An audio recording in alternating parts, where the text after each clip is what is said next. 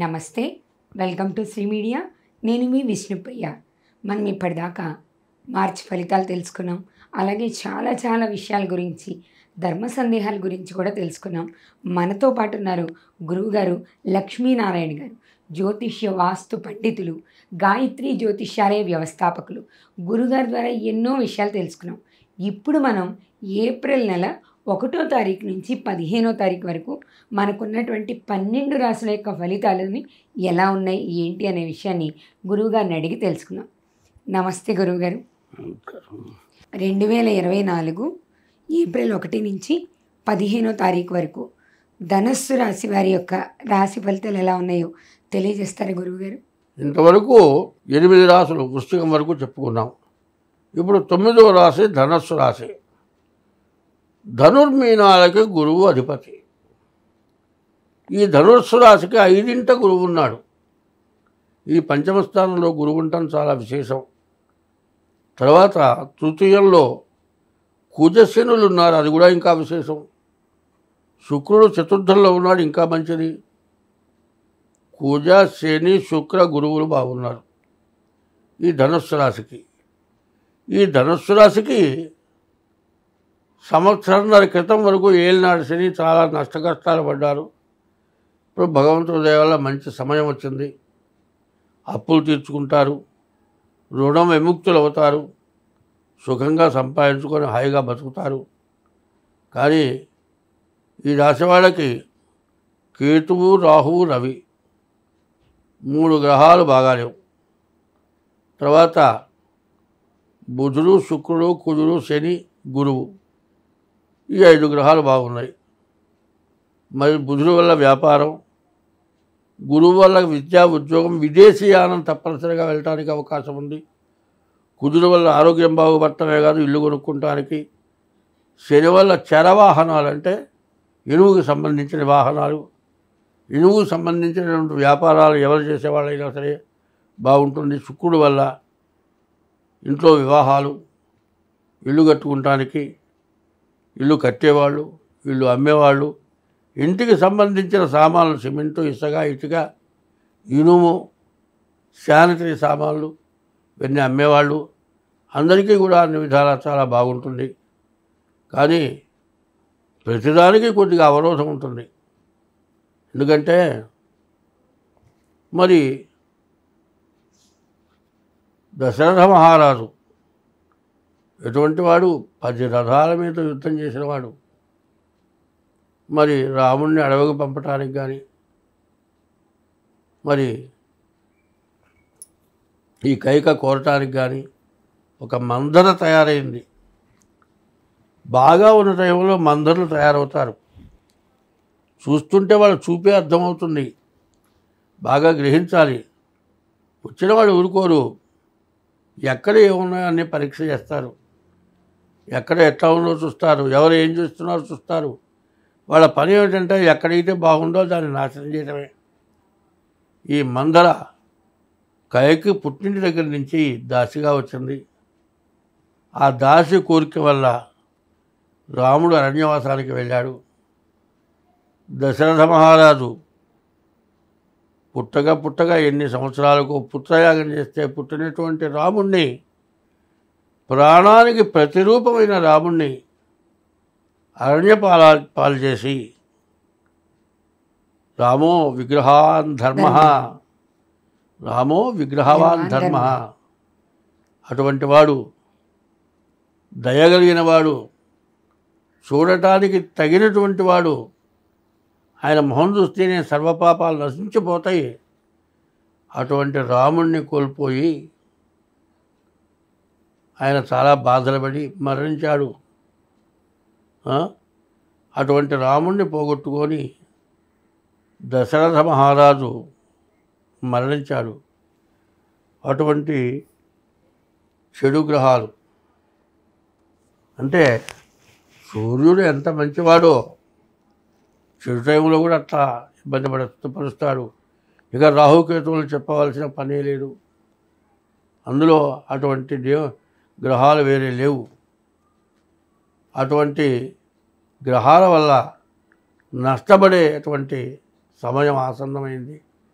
కాబట్టి రాహుకి, రవికి, కేతువుకి పూర్తి శాంతి అవసరం. ఈ శాంతి చేసుకున్నట్లయితే చాలా ఉపయోగం ఉంటుంది. అది చాలా అవసరం అని చెబుతున్నాను. ఈ రాశి వాళ్ళు చాలా మంచి కీర్తి, మంచి గొప్ప పనులు చేసుకొని, వివాహాది శుభకార్యాలు చేసుకొని, 5ంట ఉన్నటువంటి గురువు వల్ల ఎంతో మంచి ఫలితాన్ని పొందడానికి మంచి అవకాశం ఉంది.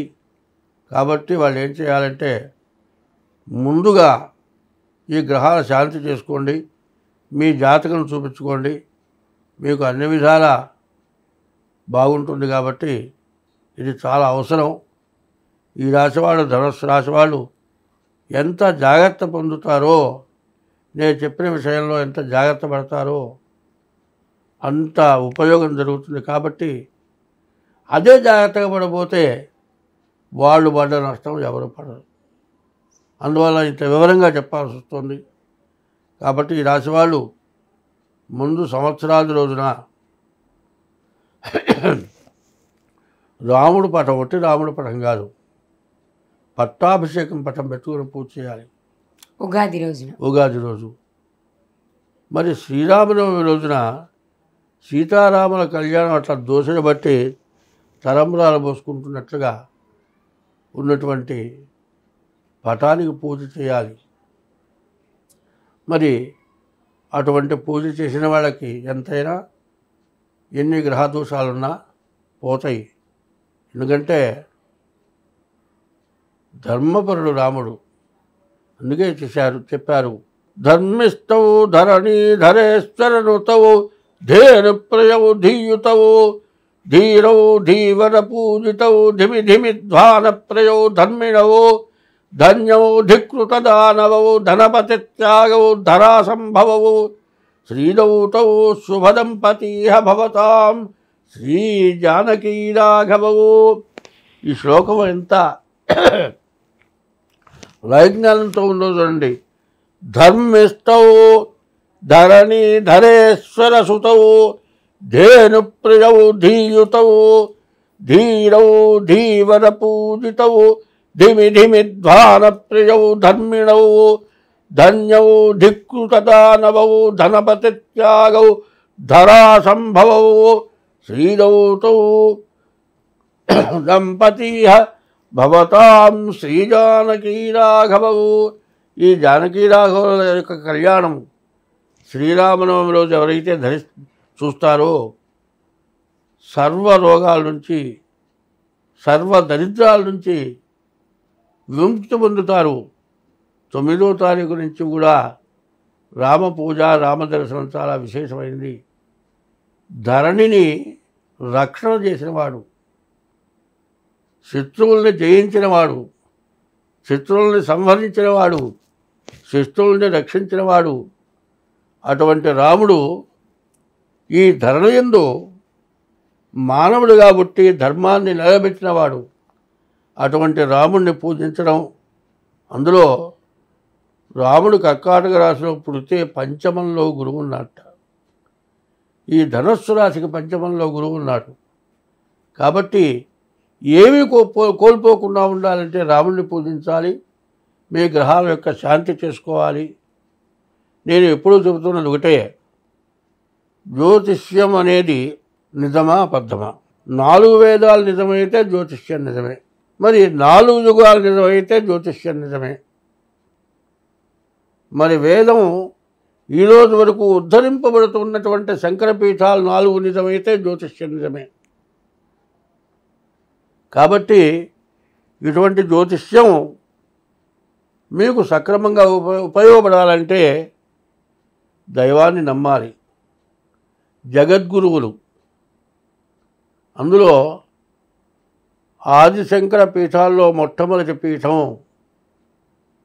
మరి ఆదిశంకరులు నివసించినటువంటి పీఠం శృంగేరి పీఠం. జగద్గురువులు అక్కడ ఉన్నారు. ఇప్పటికి ఎన్నో వారైనా కూడా జగద్గురువులతో సమానమే. మరి అటువంటి వాళ్ళని కనీసం ఫోటో పెట్టుకొనైనా దండం పెట్టుకోవాలి. ఎప్పుడూ ధర్మాన్ని తప్పకుండా ఉండాలి. ఇవాళ వారు చెబుతూ ఉన్నటువంటి ఉపన్యాసాలు ఎన్నో ఉన్నాయి. వాటిని మనం వినాలి, ధర్మాన్ని తప్పకుండా ఉండాలి. అప్పుడు మీ గ్రహస్థిత్వం బాగుంటుంది, బాధలు పోతాయి. స్వస్తి. ధన్యవాదాలు గురుగారు.